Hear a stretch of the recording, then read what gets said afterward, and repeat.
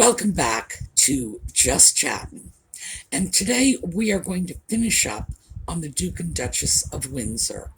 We're going to talk about the Peter Pan plan. Now, I didn't call it that. Wallace is the one who called it the Peter Pan plan. And what it was is Edward's version in his own mind, because this is not a cogent, carefully thought out plan.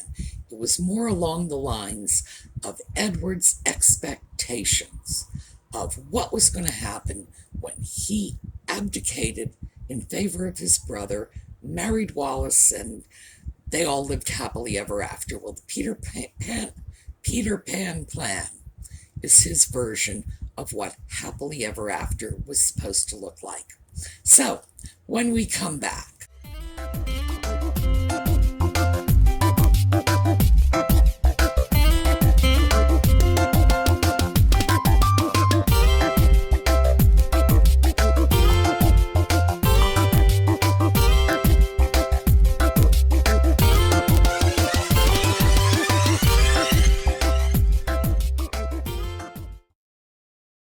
all right, so last time we got together to talk about this, we discussed who Wallace was, who Edward was, how they got together, and we touched to some extent on what their relationship was.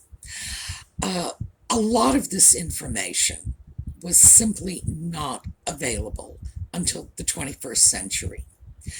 The letters that Wallace had sent to her second husband, the ones that essentially proved that the divorce was fraudulent, those were, I believe they were discovered in 2013, somewhere around there. Other documents came up in 2009, and so we have the advantage of looking at that information. So let's go back to 1936, and this is the year Edward was king. He was king from the end of January to the beginning of December, so about 10 months. And frankly, he wasn't much of a king.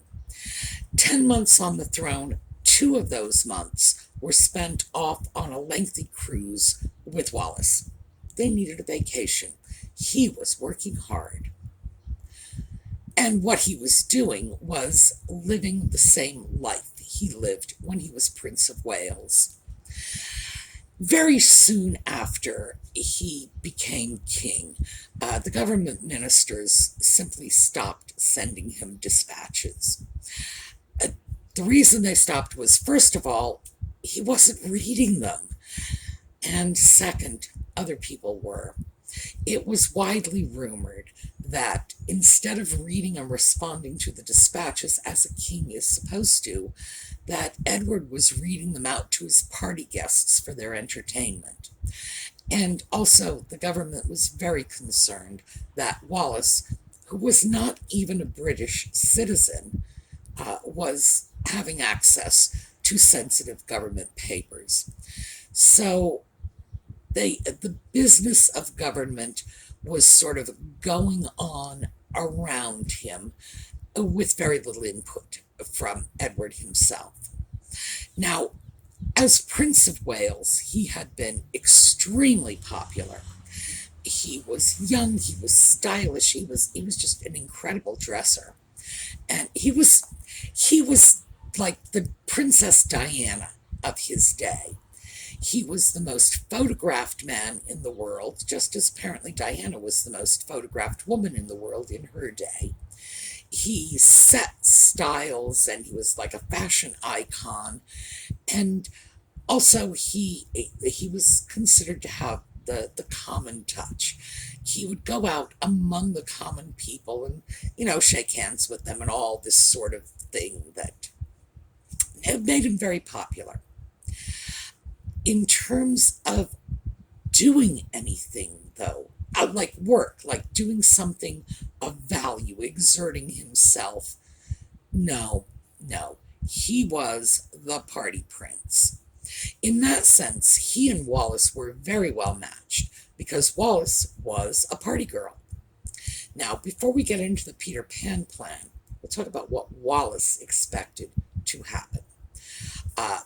She thought that when Edward became king, she would simply continue as his mistress. The idea that Wallis wanted to be queen or even thought it was possible is just, it was not possible. I mean, not just because we look back on this and see that it couldn't have happened. Wallis herself must have known this was just not in the cards. Up until this point, kings and queens married other princes and princesses. They found their mates from other royal houses. And that was true right up to Elizabeth's marriage to a prince of Greece. Wallis certainly was not having that expectation. Her relationship with the Prince of Wales, when he was Prince of Wales, gave her a tremendous amount of social cachet. She could do what she wanted to do, which was have these elaborate parties, and Wallis was an entertainer, and she was apparently very good at it. And of course, Edward had money, so she had money and jewels, and her husband benefited in terms of his business interests from this relationship. But once Edward became king, he began pressuring Wallis to get a divorce. So, in order for Wallis to get a divorce in the UK, the grounds were adultery. That was, if you wanted a divorce, somebody had to sleep with somebody else. And Wallis, of course, was sleeping with the king, so they couldn't take that route. Instead, Wallis's husband, Ernest Simpson, checked into a hotel with Mary Kirk. Now, I mentioned Mary Kirk last week. She was one of the heiresses that Wallis went to school with in that fancy Baltimore school, and they remained very good friends. So Mary Kirk just stepped up. She checked into a hotel with Ernest Simpson, and that gave Wallis the grounds for divorce. It was a setup from the beginning, and we know that now because of the correspondence between Wallis and Ernest. They were not supposed to be corresponding through the divorce proceedings, and they were. As a postscript, Mary and Ernest did eventually marry, presumably because they were, sort of clinging to each other in the midst of the storm, of the turbulence that took place in the press. The public was up in arms about this, and although they were not having an affair at the time that Wallis charged that they were, eventually that's where it ended up. It was probably one of those sort of, misery loves company kinds of things. Wallis, at the time of the divorce, seems to have just been caught up in something she didn't want. Edward, and this is important to keep in mind, Edward was clearly very sexually submissive in his romantic relationships. But it does not follow that the submissive partner is submissive in all aspects of their life. And that's one of the things that people sometimes have trouble with. She just bossed him around and bullied him and yelled at him, and she was a termagant, but she was not a dominatrix. That aspect of the relationship was something that Edward brought to the table. And as I mentioned before, I am sure he was a victim.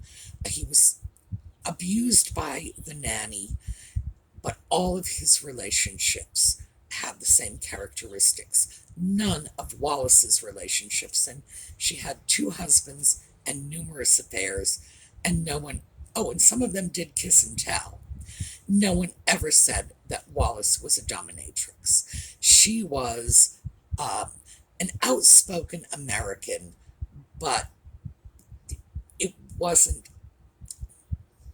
what she brought to the table. This was something that Edward brought to the relationship. Wallis described herself as a yes girl.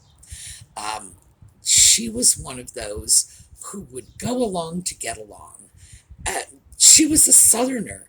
She was born in the 1890s in Baltimore. She was bred to be a Southern belle.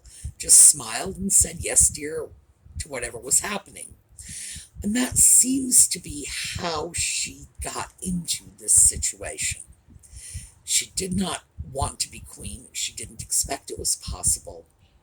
But she certainly wouldn't have minded being the mistress of the king.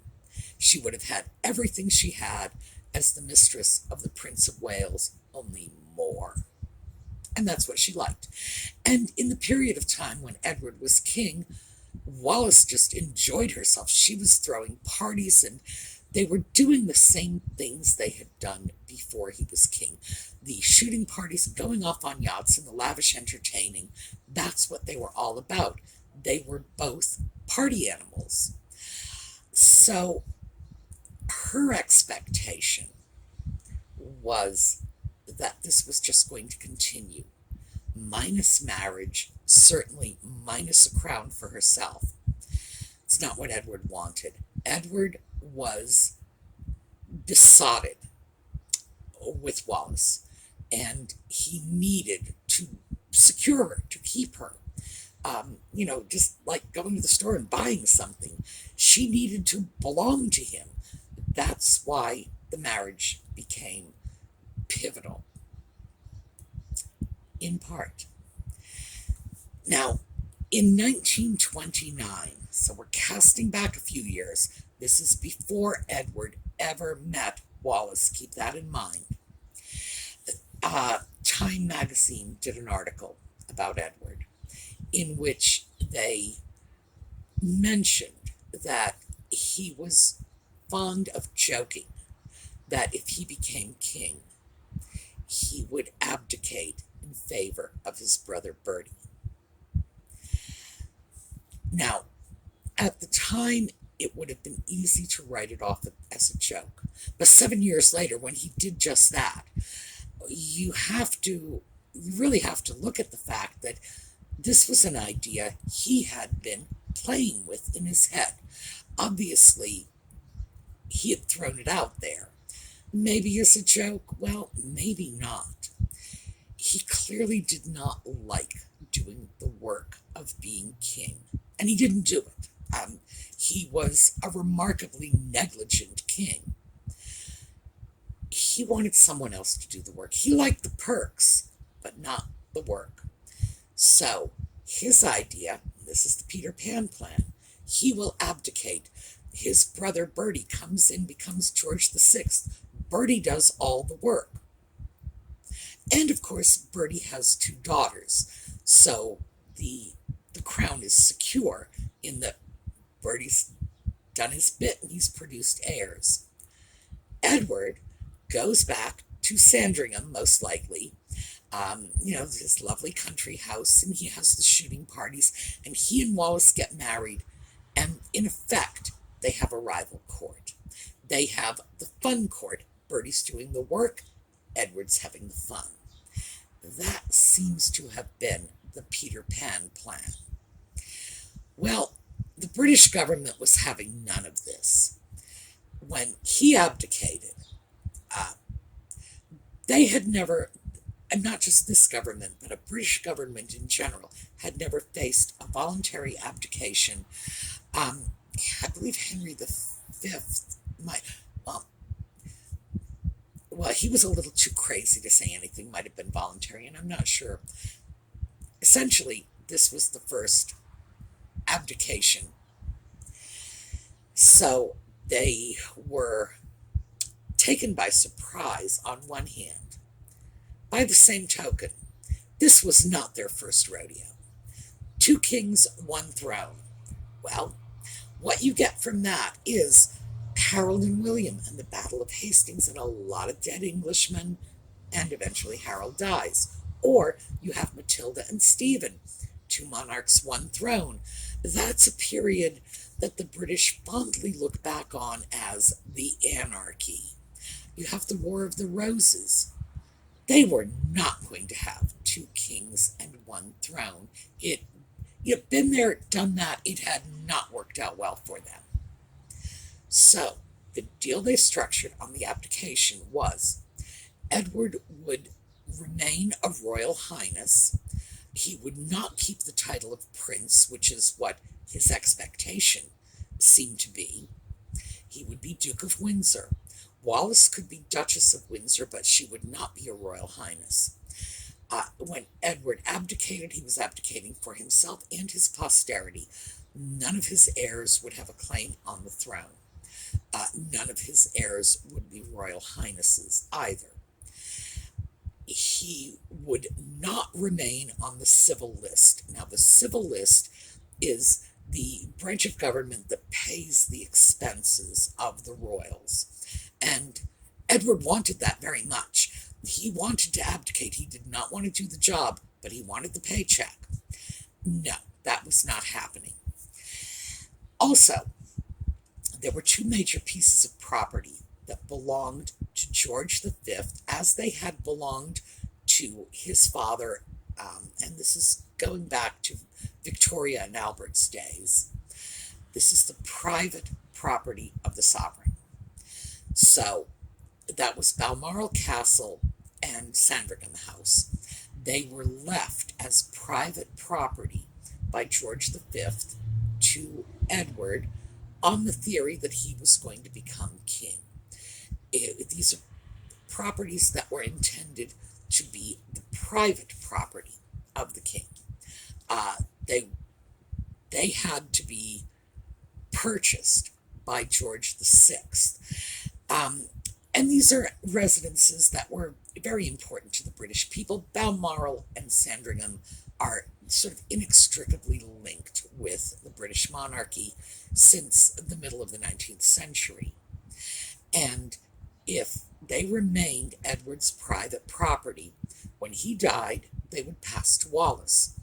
Wallis had no siblings. Her parents were dead. So if it passed to Wallis, who knows, some third or fourth cousin nobody's ever heard of. And naturally, the British were very fearful that it would be some scene out of a Ma and Pa Kettle movie that, you'd drive past Balmoral and there would be a little cardboard sign tacked to the gate saying, "Y'all come on in, 'cause we's a barbecue and squirrel in the backyard."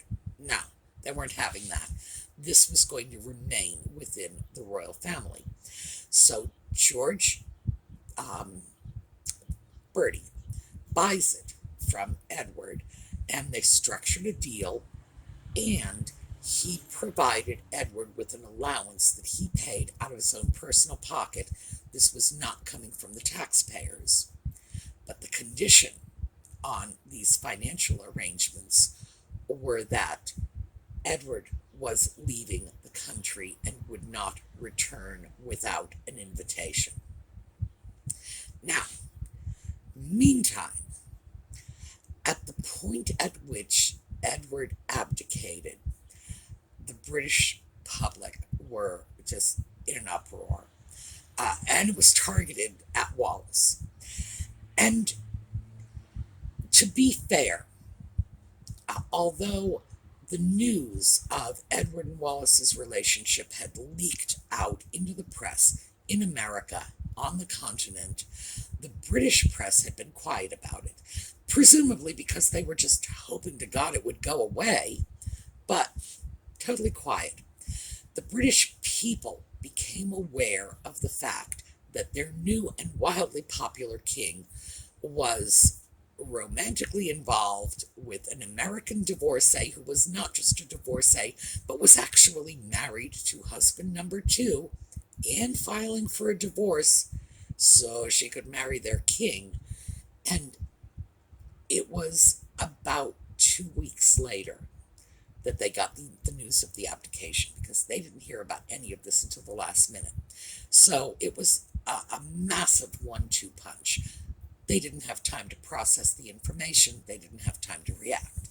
So when they did react, it was just turbulent storm, and Wallace was getting death threats. She basically had to go into hiding from what is now known as the paparazzi, but was not so known at the time.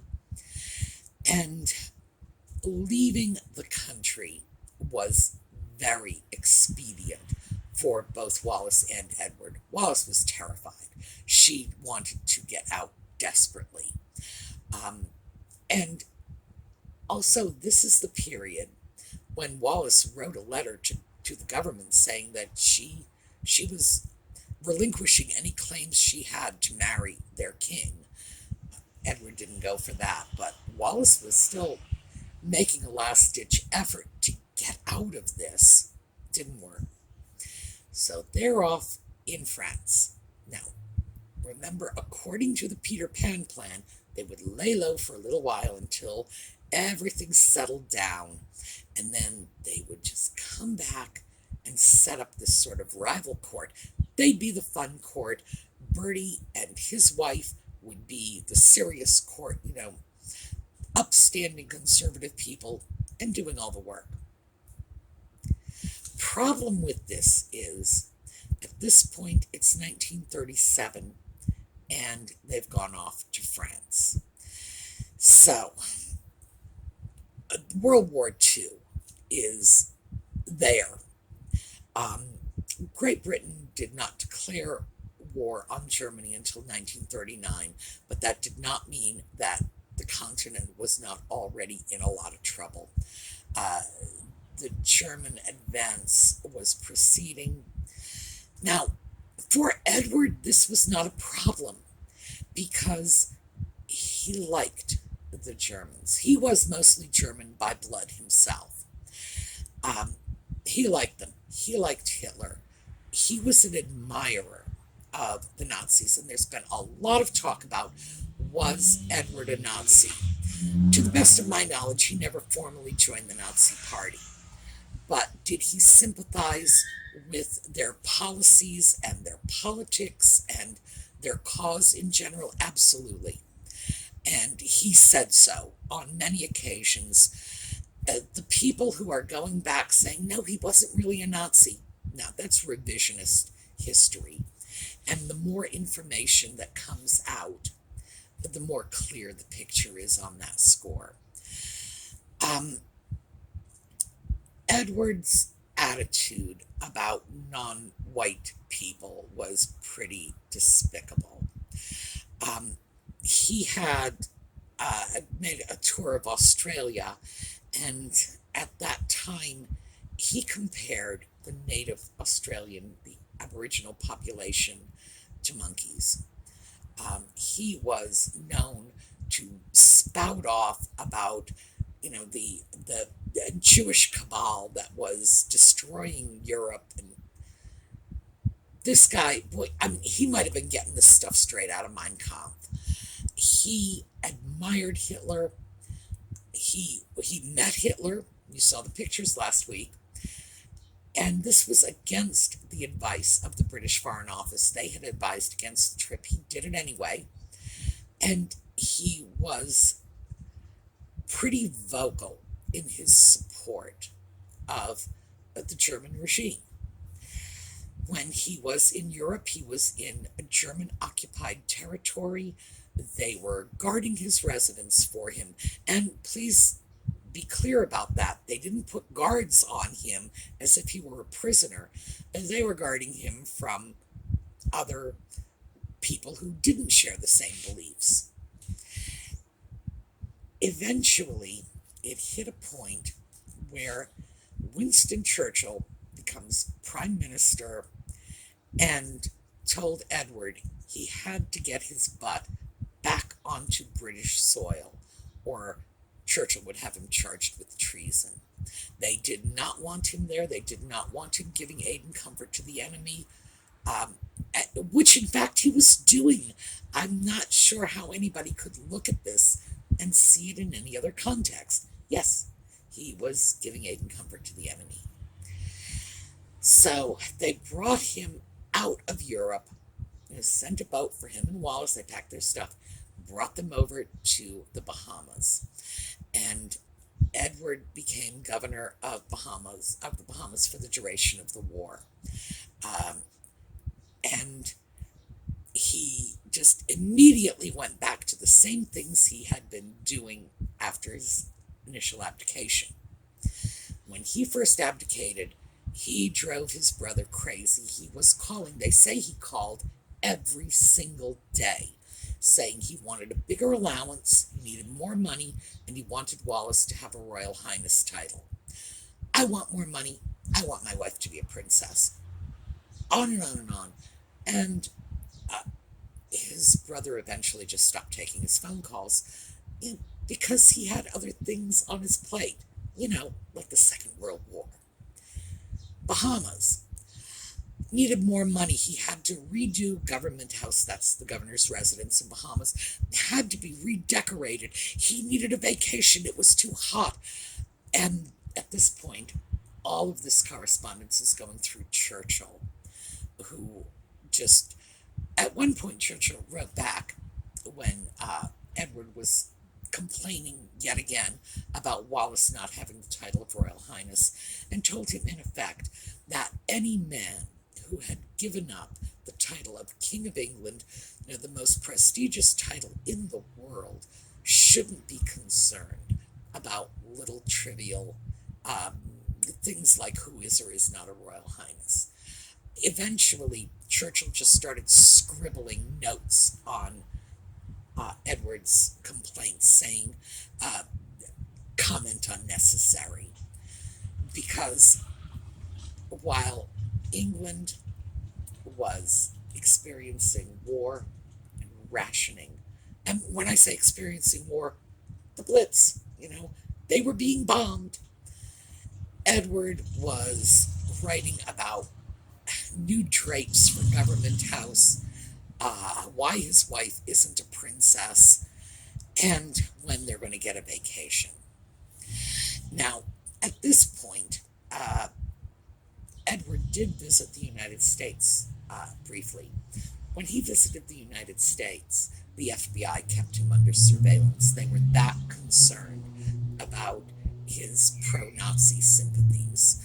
So, yeah, definitely a problem. On the other hand, they say that he was a fairly good governor of the Bahamas, that he did some good progressive things in terms of fair wages and so on. But of course, keep in mind, he despised the people and made no secret of it. Again, this was the same thing as the Australian blacks and the comparison to monkeys. These were awful comments that he made. They were certainly very indicative of what he thought of people who were not like himself. And apparently he held these views for the entirety of his life. People who interviewed him later in life would still quote him as saying the same sort of things. At the end of World War II, he and Wallace went back to France. They were in Paris mostly. The French government provided them with housing, gave them loads of benefits. They were really well taken care of by the French, who regarded them sort of as celebrities. At this point, they were what was then called Café Society, what we would probably now call the jet set. They were celebrities like movie stars or something. The French government felt that they benefited from having these celebrities in Paris, and they treated them well. A writer who had commented on Edward and his Nazi affiliations had said, well, if Edward had been a Nazi spy, at least it would have proven he had done something, because his life was empty after that. All they did for the rest of their lives was throw parties. They entertained, they traveled, they stayed with other people. Other people threw parties for them. They would be in Paris, they would be in New York. It was just a jet set lifestyle. they did nothing. It was a life of comfortable retirement. In a lot of ways, it was sort of what Edward envisioned the Peter Pan plan to be. The problem was he wasn't in England. But his friends in the late 40s had a scheme that was going to bring him back to England and put him in power. George VI was not well. The war just shredded his health. The Queen Mother, Elizabeth's mother, blamed this all on Edward. She basically felt that the responsibilities of being king had shortened her husband's life. He died at 56, and the war years just ravaged his health. By the second half of the 1940s, he was ill. He would die in 1952, and in fact, dying in 1952 meant he was holding on longer than most people expected. Between 1946 and 1949, and it's important to keep in mind that Elizabeth was born in 26, so this is between the time that Elizabeth was 20 and the time that she was 23. During this period, she married and had one child at that point. Kenneth de Courcy, who was a journalist, magazine person, he spent time in jail. He had a number of careers. He was something of a colorful character, but I believe at this point he was at least nominally a journalist, was in correspondence with Edward about a plan whereby Edward would return to England and take up residence not far from London, so that when his brother passed, he would be positioned to be made regent for Elizabeth. Now, from a practical point of view, that seems like a very far-fetched plan, given the fact that Elizabeth was 20 when the plan began, and they were still working out the details as late as 1949, when she was 23 and married, and of course her father did pass on a couple of years later. But even if he had passed on earlier, and even if the government decided that at 20 she needed a regent, they certainly wouldn't have at 21. At 21, there could be no question that she was old enough to take the throne. But even if there was some interim period where they had a regent, her mother was alive and her grandmother was alive. So the Queen Mother and then Queen Mary, Edward and Bertie's mother was still alive. So they absolutely had other people who could have stepped in, who in fact had serious experience with, well, not the job of being king, but the job of being queen, and that in fact was going to be Elizabeth's job, so hey. So it was a very poorly thought out plan. It came to nothing, but the fact that this was being considered, Edward was involved in this, certainly tells us that he did have intentions, or desires at least, of returning to England. Now, he was invited back on a number of occasions. For Elizabeth's coronation, he didn't go, and for Charles' investiture as Prince of Wales, he didn't go. I believe, and no one has said this, but this is just my inference, is that the reason he didn't want to go is these very royal events, they're laden with protocol, would have been very slighting to Wallis. Not being a royal highness, that would have established her pretty low on the pecking order, and people who were royal highnesses would have been above her in status. And of course, Edward did not feel anyone should have had precedence over Wallis, and not his mother, not the Queen Mother, Queen Elizabeth, George the Sixth's widow, probably not even Elizabeth herself. So they remained in voluntary exile.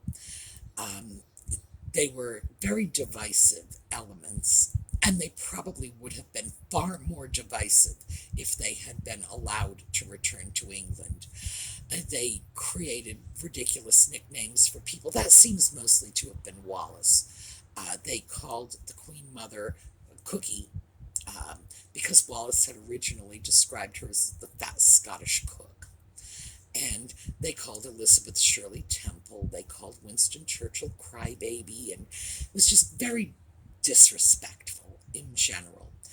But that was how they occupied themselves, that sort of sour grapes mentality. We can't be there, so we're going to mock them from the sidelines. But the divisiveness seems very clear. As I say, it's a good thing they were not allowed to return to England, because had they been in England doing this sort of thing, it could have been very detrimental. I do not think for an instant it ever would have hit, War of the Roses level, where there would have been our revolution or anything like that. No.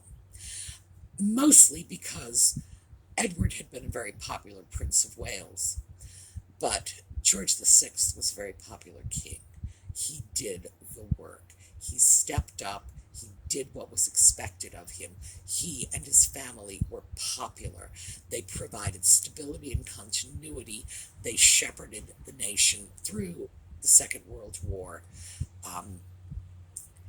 And at that point, a party prince was probably not going to be able to drum up very much support. The most he could have done was, feature on the cover of tabloids. So, that is, in effect, the what happened next.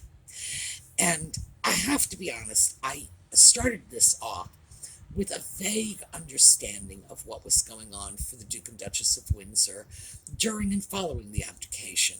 But I have to say that because I have the advantage of researching this in 2021 and seeing the letters, especially some of the comments in favor of the German regime during the war, I went from thinking that Edward was sort of a charming but harmless, eccentric character who was justifiably relegated to the sidelines, to thinking that he was a complete piece of donkey poo. And by the way, I'm probably insulting donkey poo. The man seems to have had no concept that Hitler, this man he was speaking for, and not such a bad chap. That's like literally a quote. I never thought Hitler was such a bad chap. A man who was responsible for the death of 500,000 of his countrymen. 20,000 civilian deaths in London alone from the Blitz. Not such a bad chap. And I walk away thinking, I'm sorry Churchill didn't charge him with treason. His behavior was beyond, out of touch, entitled, spoiled. It went to a new level. So I went from thinking this guy is just a harmless crank, making fun of people on the sidelines, left the country and had second thoughts and regrets and wanted to go back. No.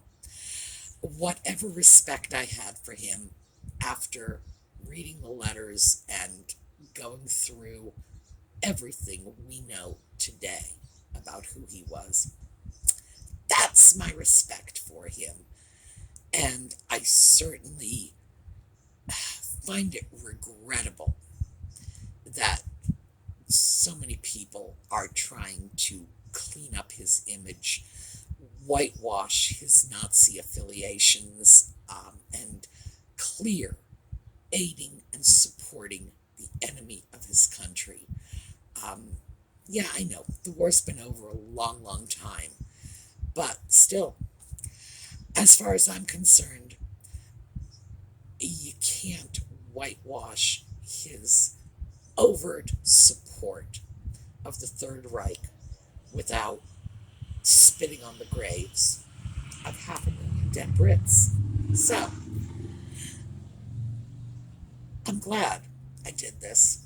Thank you for suggesting it, because I don't like the way I feel about this man, but I do like the fact that it forced me to do the research and to break out of my little shell of, oh yeah, Edward, no big deal, just harmless little crank, and to take a real look at the history. And it's always better to know the truth, even if the truth isn't all that comfortable. So, that was the Peter Pan plan. The plan, the reality, who the guy was. What can I say? If he is mourned, it is not by me. He died in, I believe, 1972. Wallace lived for many years later. Their estate, when Wallace died, was all left to the Pasteur Institute in France, which I suppose is a good thing, although the attorney who was managing Wallace's affairs at the end, she had had a stroke. She was not seeing anyone because of the attorney, has been considered by most scholars to have seriously mismanaged the estate to the point of fraud. So I guess in the end, you sow chaos, you're going to reap it. All right. I'm not sure where we're going to go next week. You tell me. Meantime, have a terrific day, and I will see you all tomorrow morning.